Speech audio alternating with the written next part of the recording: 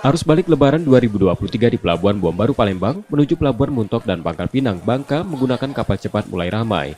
Meski ramai, tidak ada antrian panjang di pintu masuk pelabuhan dan loket. Warga yang akan kembali ke perantauan lancar masuk ke pelabuhan dan kapal.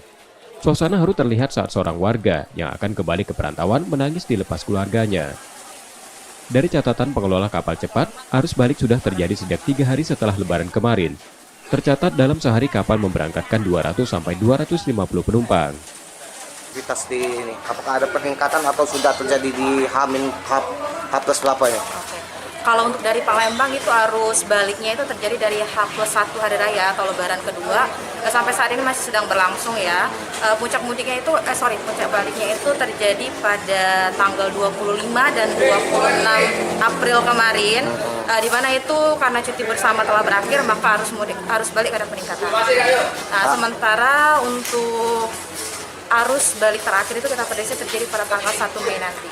1 Mei nanti. Nah, hari ini kita memberangkatkan berapa pemudik? Untuk jumlah hari ini sekitar 250-an ya.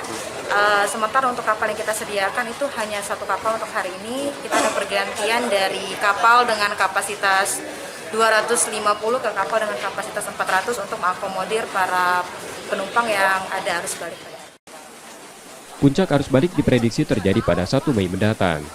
Pengelola kapal cepat tidak menambah kapal untuk mengangkut pemudik, namun kapal yang biasa beroperasi 3 hari seminggu dioperasikan setiap hari selama arus mudik dan balik Lebaran.